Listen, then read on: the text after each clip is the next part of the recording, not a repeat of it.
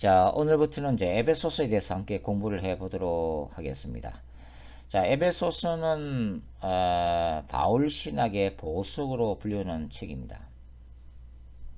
그만큼 에베소서는 이 바울 신학의 정수를 담고 있는 책 중에 하나죠. 만일 바울이 저술한 이 바울 서신 중에서 두 권의 책만을 선택하라면은 저는 이 로마서와 에베소서를 선택하겠습니다. 그만큼 굉장히 중요한 책이죠. 특별히 이 에베소서는 바울의 교회론을 우리가 배울 수가 있는 그런 책인데요. 21세기 많은 사람들이 과연 교회의 본질은 무엇인가, 교회란 어떤 것인가에 대해서 고민들을 하고 있죠. 물론 뭐 성경 전체에서 이 다양한 교회론이 많이 등장되고 있지만 또 이 바울의 이 에베소스에 나타난 교회론을 우리는 결코 무시할 수가 없습니다. 그만큼 21세기를 살아가는, 아니 마지막 때를 살아가는 우리에게도 귀한 통찰력을 제공하고 있는 그런 책이기 때문이죠. 특별히 이 에베소서는 바울이 종말론적으로 깨달은 세 가지의 비밀, 바울에게 계시된 이 세 가지의 비밀들을 또 기록을 하고 있다는 의미에서 이 에베소서는 반복해서 연구하고 묵상하고 설교하고 가르칠 만한 그런 책이라고 생각합니다. 특별히 저는 이제 이 종말론적 그룹간 전쟁 신학적 관점에서 이제 에베소서를 한번 여러분과 함께 공부를 해보도록 그렇게 하겠습니다. 자, 이 에베소서를 이해하기 위해서는 이 에베소서가 주어진 이 수신자들이 누구죠? 바로 에베소 교회의 성도들이죠. 그래서 이 에베소 교회를 조금 이해할 필요가 있습니다. 자, 에베소 교회는 누가 설립했죠? 바로 사도 바울이 이제 개척해서 세운 교회죠. 그리고 이 에베소 교회가 세워진 시기는 바로 바울의 3차 전도 여행 시 그 에베소에서 3년간 체류한 후에 이제 세워진 교회죠. 바로 이 에베소에서 2년간 바울은 두란노 서원을 통해서 소아시아 전체에 복음을 전하는 하나의 전초 기조로 사용을 했습니다. 사도행전 19장에 나오는 얘기죠.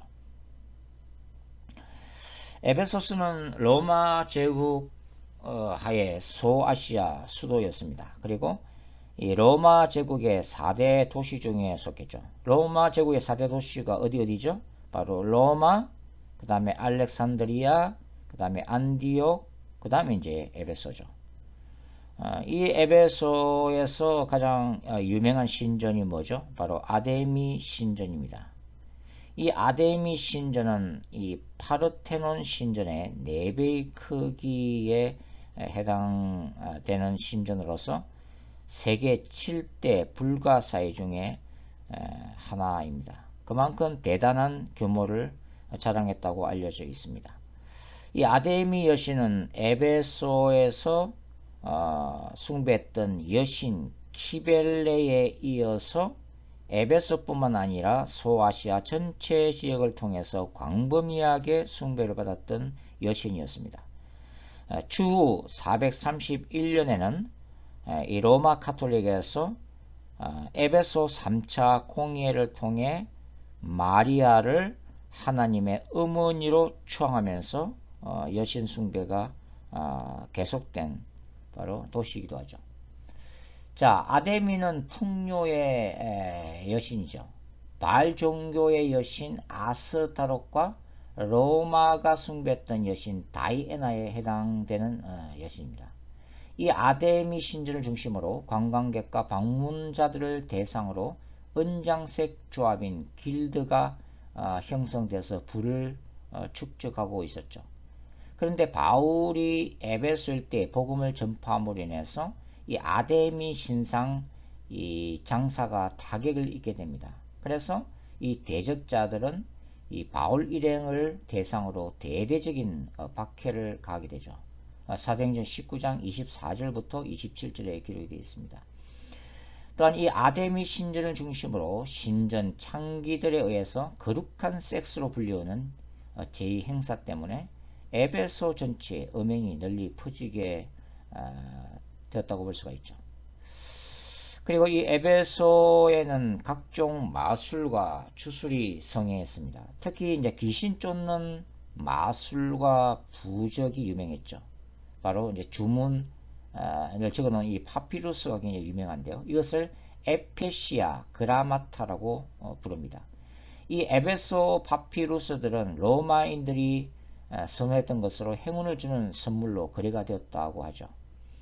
이런 에베소가 두란노 사역을 통한 바울의 진리 대결, 트루스 엔카운터, 이 진리 대결과 또 하나님이 바울을 통해서 행하셨던 놀라운 이 기사와 표적을 통해서 이 악령들의 이제 축출이 이루어지게 되는 거죠. 이것이 이제 능력 대결이죠. 파워 엔카운터입니다. 이러한 진리를 전하고 그 다음에 악령들이 쫓겨남으로 인해서 예수 그리스도의 복음이 아시아 전체에 전파되게 됩니다. 그리고 에베소를 중심으로 한 수많은 마술사들이 회심하게 되죠. 이 마술사들은 엄청난 금액에 해당하는 마술 이 파피루스들을 불태우게 되면서 에베소 일대에 놀라운 영적 부흥과 영적 추수가 일어나게 됩니다. 자, 에베소에는 이 대형 셀수스 도서관이 존재했죠. 그래서 이 에베소가 철학과 사상의 중심지였음도 짐작할 수가 있습니다. 이런 에베소는 로마 제국에 충성된 도시 중의 하나였죠.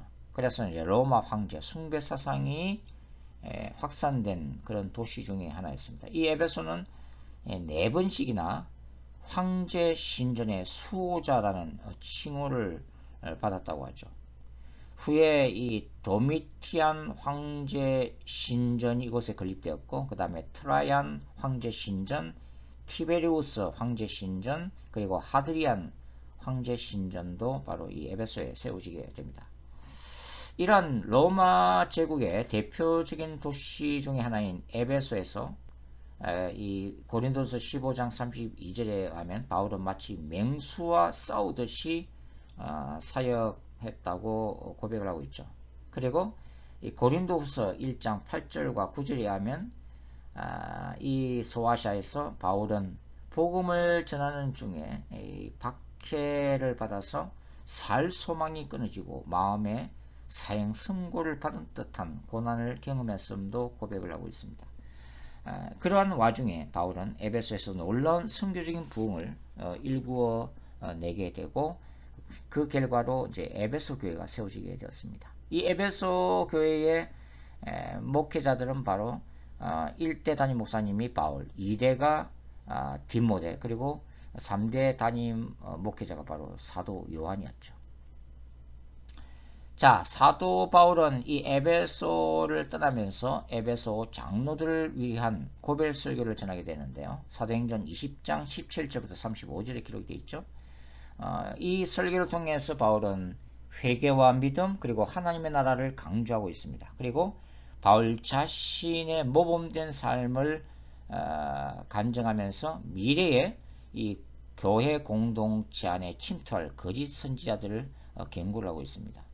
이런 바울의 경고는 에베소시에 만연된 점성술, 아데미 숭배 사상, 마술, 로마 황제 숭배 및 초기 영지주의 이단들에 대한 경고라고 볼 수가 있습니다.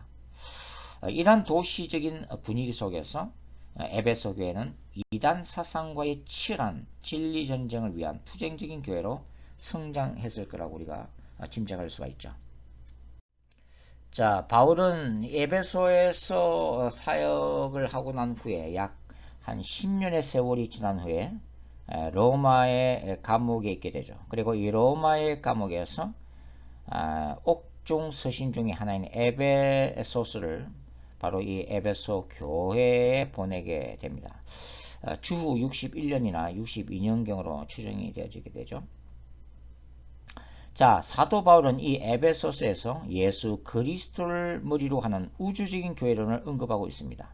그리고 이 편지에서 바울은 이 정사와 권세에 대한, 악령들에 대한, 사탄의 권세에 대한 그리스도의 승리를 기록하고 있죠.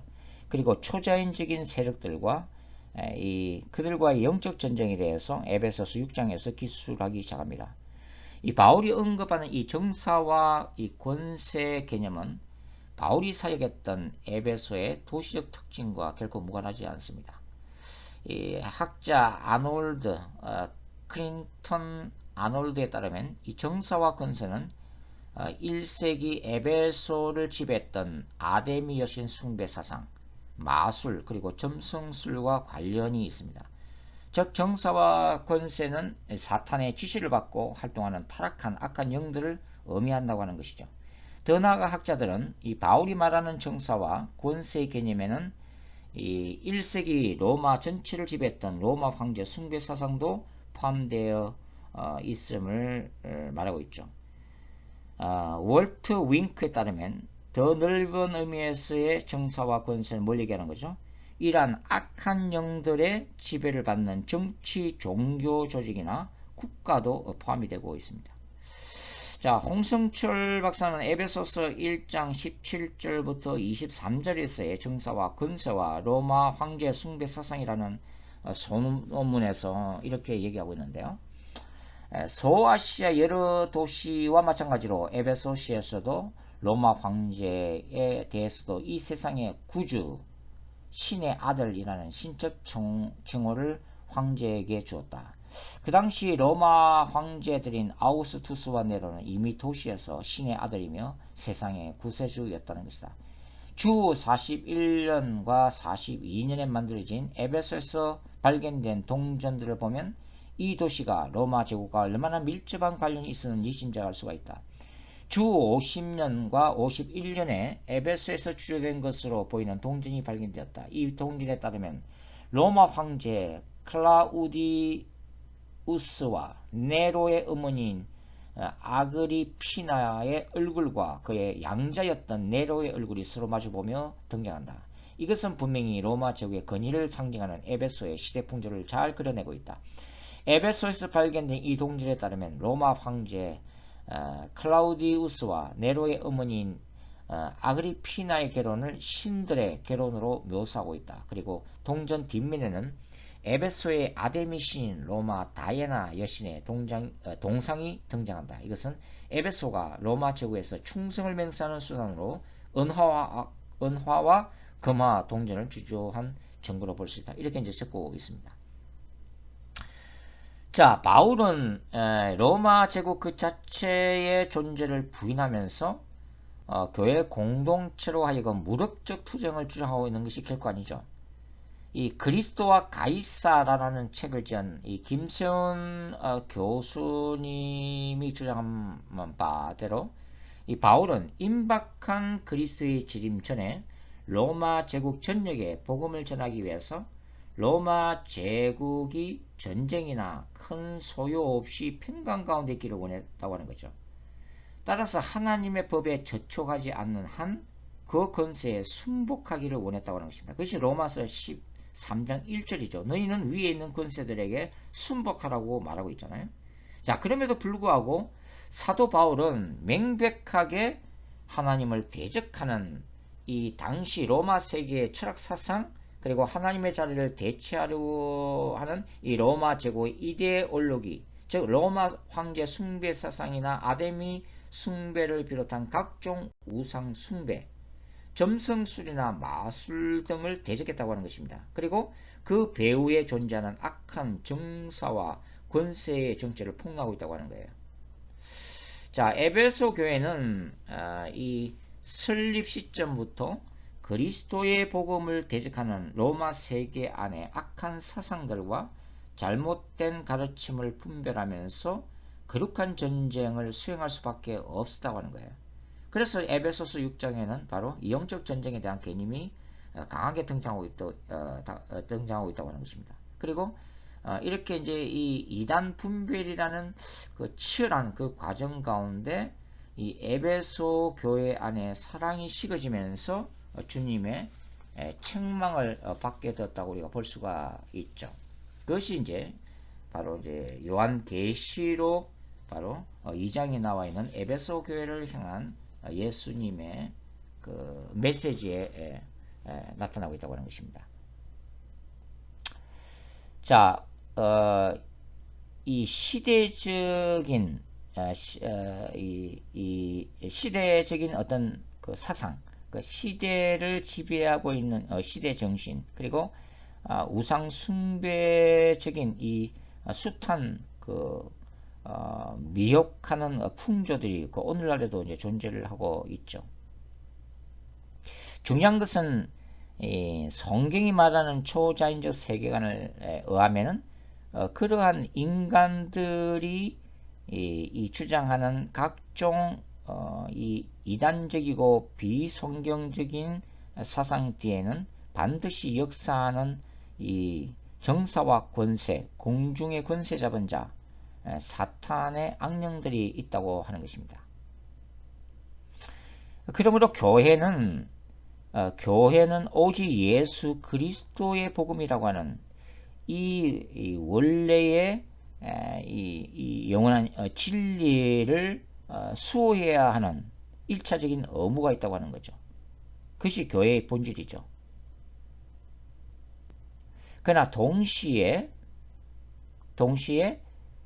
이 이단이나 잘못된 시대의 풍조와 인본주의적인 사상에 빠져서 복음을 받아들이기를 거부하고 지옥으로 달려가는 그 영혼들에 대한 그 하나님의 사랑과 긍휼을 회복하는 것도 종말론적인 거룩한 전쟁임을 잊어서는 안 된다고 하는 것입니다.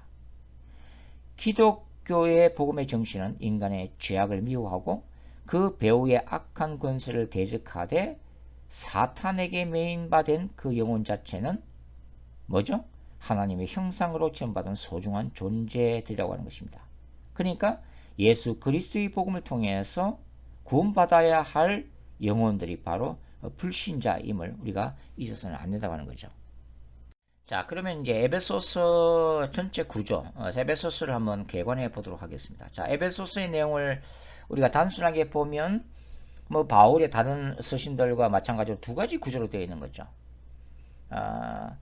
그 바울 서신들이 전반부에는 주로 뭘 다뤄요? 바로 이제 교리 부분을 다루고 후반부에서는 실천편, 이게 윤리적인 삶에 대한 이런 가르침들을 다루고 있잖아요. 마찬가지로 이 에베소서도 1장부터 4장까지는 교회론을 중심으로 하고 있고, 그 다음에 5장과 6장에서는 거룩한 삶의 실천을 강조하고 있습니다.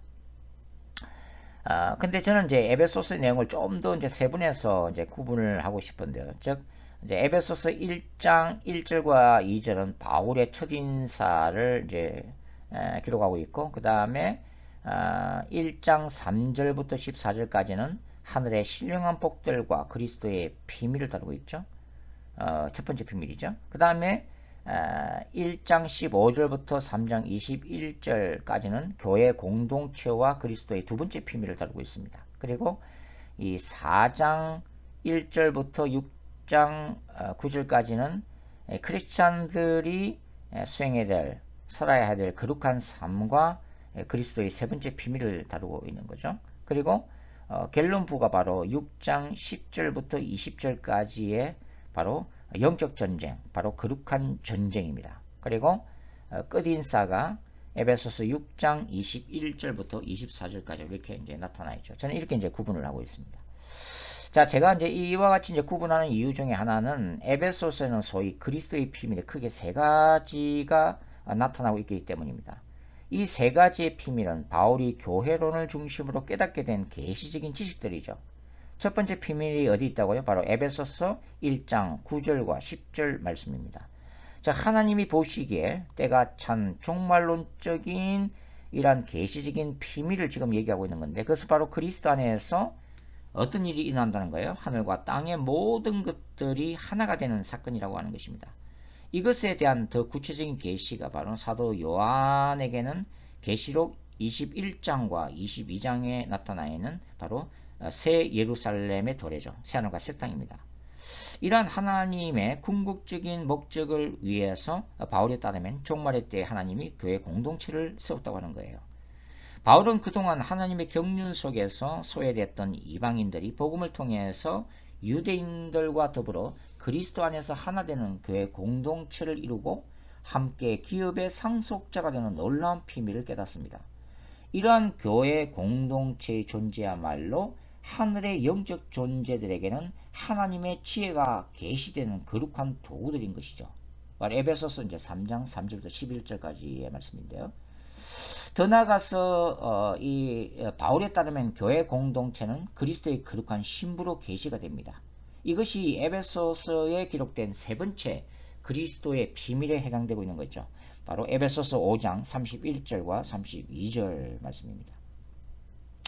자, 신약의 교회는 오순절 사건으로 이 땅에 세워진 후에 예수 그리스도의 재림 때까지 야훼의 종말론적인 거룩한 전쟁의 승리를 위해서 부르심을 받은 거룩한 공동체라고 할 수가 있습니다.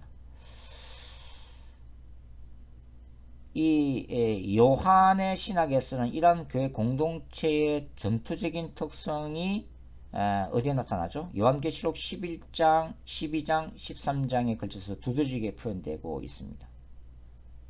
그러니까 우리는 사도 요한이 본 이 종말론적 계시와 환상을 통해서 우리는 이 종말론적인 두 정인과 신자들이 용인 사탄, 거짓 선지자, 적 그리스도와 악의 권세를 향하여 거룩한 전쟁을 수행하고 있음을 알 수가 있죠.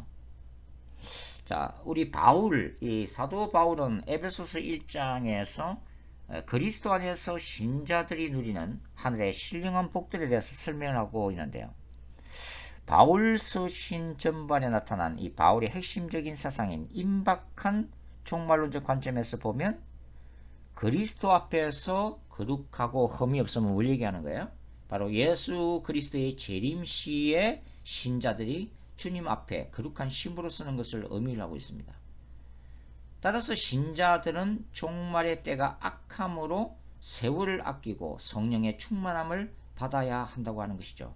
에베소서 5장 16절부터 18절 말씀입니다. 그리고 신자들의 궁극적인 목적은 예수 그리스도의 영광을 찬송하고 그것을 드러내는 것임을 바울은 얘기하고 있죠. 그래서 저는 이 바울 서신에 나타나 있는 이 바울이 건면하고 있는 윤리적인 삶을 저는 종말론적인 이런 바울의 신학적인 관점에서 이해해야 한다고 보고 있습니다. 즉 종말론적인 윤리인 거죠. 그러니까 바울의 관점에서는 임박한 종말론을 가지고 있기 때문에, 즉 바울은 자기 자신의 때 예수님께서 재림하신다고 보고 있기 때문에, 그래서 이 그리스도 안에서 하나님의 거룩한 신부가 된 신자들은 바로 예수님의 재림 시에 그 종말론적인 최후의 심판대 앞에 서야 될 준비를 해야 되는데, 그것이 뭐냐면 바로 이 땅에서 주어진 이 생애 동안에 바로 하나님의 뜻을 따라서 선하고 도덕적이고 윤리적인 삶을 살아내야 한다고 하는 것입니다. 종말론적인 바로 윤리라고 할 수가 있는 거죠. 자, 바울에 따르면 예수 그리스도의 거룩한 신부됨은 이 에베소서의 그 후반부인 이 4장부터 6장에 나타난 바로 이 거룩한 삶과 직결되어 있습니다. 그러니까 바울은 이교도들이었던 에베소의 신자들이 그리스도 안에서 구원을 받은 후 다시 옛사람으로 돌아갈 것을 두려워하고 있는 거죠. 신자들은 이미 의와 진리의 거룩함으로 지으심을 받은 새 사람이 되었기 때문입니다. 에베소서 4장 17절부터 24절이죠. 그리고 신자들은 이웃과의 관계에 있어서 화를 다스리고 마귀의 틈을 주어서는 안 됩니다. 4장 27절. 바울에 따르면 신자들은 빛의 자녀들처럼 행해야 하고, 반면에 음행과 온갖 더러운 것과 탐욕을 추구하는 우상 숭배자들은 결코 하나님의 나라를 기업으로 받을 수가 없습니다. 에베소서 5장 5절부터 8절 말씀이죠. 자, 그 다음에 우리가 이제 에베소서에 나타난 그리스도론을 좀 보겠습니다. 에베소서 1장 15절부터 23절까지 이 바울의 이 기도문 가운데 이 그리스도론이 잘 드러나 있습니다. 물론 나중에 이제 더 자세히 살펴보려고 할 텐데요. 하나님의 능력으로 그리스도는 부활하시고 하나님의 우편에 앉으심으로 모든 영적 권세들 위해 가장 뛰어난 이름을 예수님은 갖게 되셨다고 하는 거죠. 그리고 만물은 그의 발 앞에 엎드려서 복종하고 그리스도는 교회의 머리가 되신 분입니다.